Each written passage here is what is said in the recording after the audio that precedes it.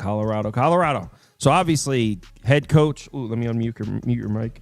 Obviously, head coach Deion Sanders, Coach Brian back for his second season here. Pat Shurmur back as the OC, but he wasn't even the OC to start last season. It was originally Sean Lewis, who they relieved of his play calling duties. I'm not even sure why. There was some weird shit going on.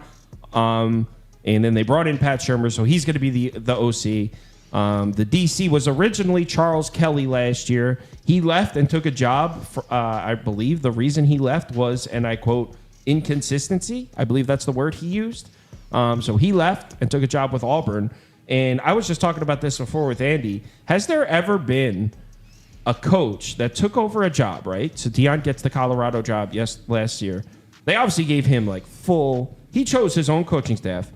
Has there ever been a coach that took a job and then the next year, both brand new coordinators, weren't those the guys you wanted last year? So why do we have two new coordinators? Yeah. I thought that he completely botched the way he handled the coaching staff. He had a great OC, like you said, that he took. They won 3 games with Smith as the OC last year, and then one game when he was no longer calling plays. So I mean, this team was they had 3 wins with him, 1 win without him. They were just not a particularly strong team last year, and I know a lot of that was built on hype. Why people were so disappointed. If you look at it from a scope of getting rid of the media and all the noise about this team, the team won 3 more games than they won the year before. There were a lot of positives last year for this team. The unfortunate part is nobody could really enjoy them because they were being shoved down our throats as if they were a college football playoff team. This team was ranked last year going into their game against Oregon. I forgot they were even ranked. They were the 18th team in the country last year at one point, and I don't know why I just completely forgot about that. But they were put in a bad spot last year.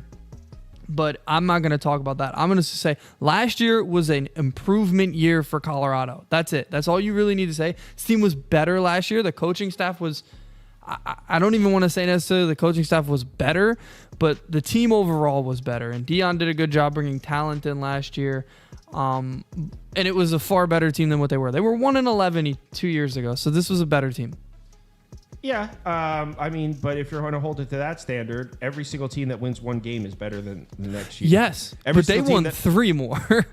I would imagine most teams that win 1 game usually win at least 2 or 3 the next year. I mean, what are you saying? We're throwing a coach a parade for not winning 1 game? Well, I want to show respect to some of the teams they beat. I mean, they did beat 2 teams in power conferences. That was definitely big. They also lost a couple back. All right, yeah. But whatever, we're not talking about last year's team. Shedeur Sanders back at quarterback. This year, I'm not an anti-Colorado guy, and they have a lot of talent. So obviously, Shedeur Sanders back, NFL caliber quarterback. I don't think anyone would disagree. I don't think anyone would disagree with that. That's being objective. I'm sure that there are haters there, but no question, this dude's going to get a shot to play in the NFL. He's that talented. Made a crazy amount of plays last year. Their top 3 running backs from last year are gone. We talked about Edwards yesterday, but they bring in Hayden from Ohio State, and he's going to be the main running back. They're going to be fine. So they're fine. They don't run the ball either. What? Add that on. They don't run the ball. This team doesn't run the ball. They also don't run the ball much. Wide receiver, they should be set also. I mean, they lose their leading guy, but Travis Hunter is still there. Jimmy Horn Jr. is still there.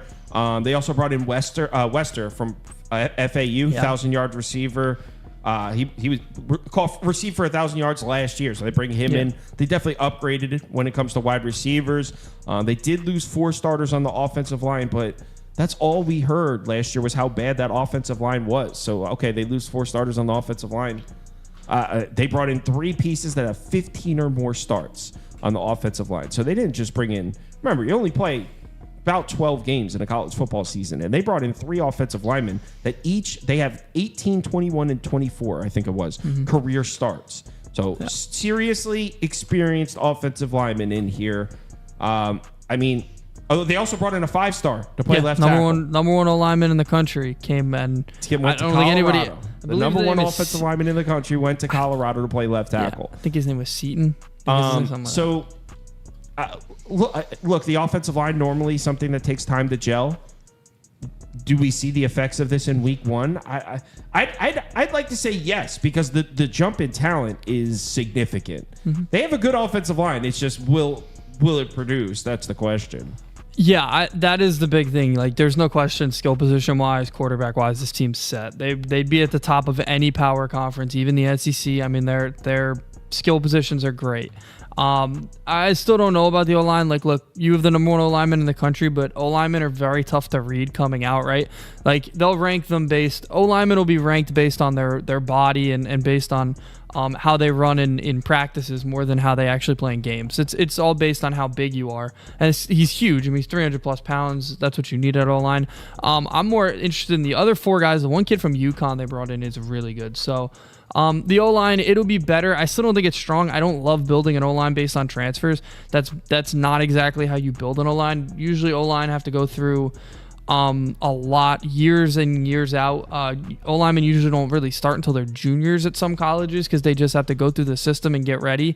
That's not happening here. These guys are going to have to be thrown to the fire right away with their week one game because they're going to be facing kids that have been together for a long time. So this team's going to have to, the O-line's going to have to gel very quickly, and I don't know if that'll work, especially with a freshman being the highest named player. I think he's starting at left tackle too. Like, that does scare me. I think it's a more talented, obviously, because this O-line was embarrassing last year. But if it'll work, it'll be interesting to see if it works. Yeah, so no question. We're loaded with talent on the offensive side, and the offensive line is upgraded.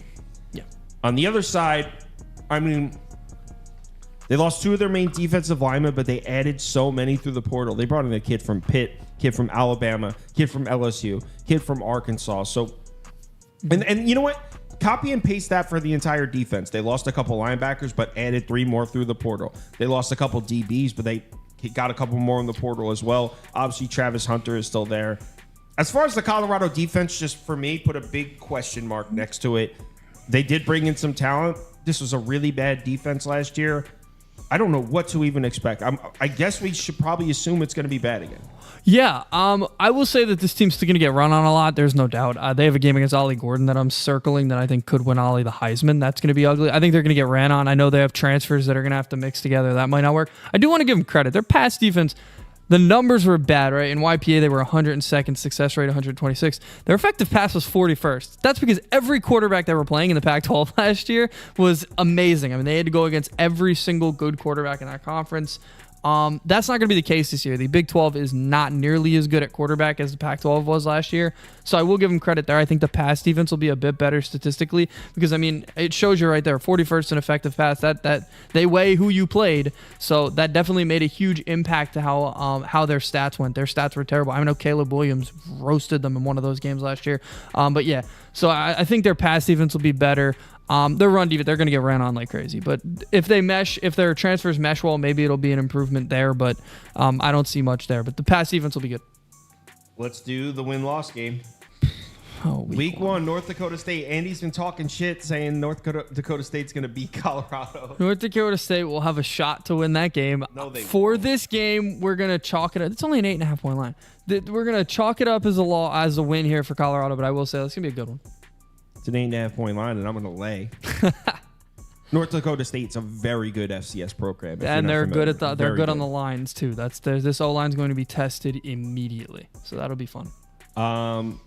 They're gonna lose. They're gonna lose to at Nebraska. Yeah, it's a loss. Matt Rule's gonna get his revenge here. That's got to be a loss at Colorado State. That game, I hope that game is as hyped as it was last year because I think Colorado State's a better team. Colorado State's much better. Yeah, they're much better than they were last year. This game's at Colorado State. Yeah. It's gonna be tough, but I would still chalk it up as a Colorado win. But it'll be as we get closer, we'll be able to look at that one better. So Colorado State win. I like Baylor this year.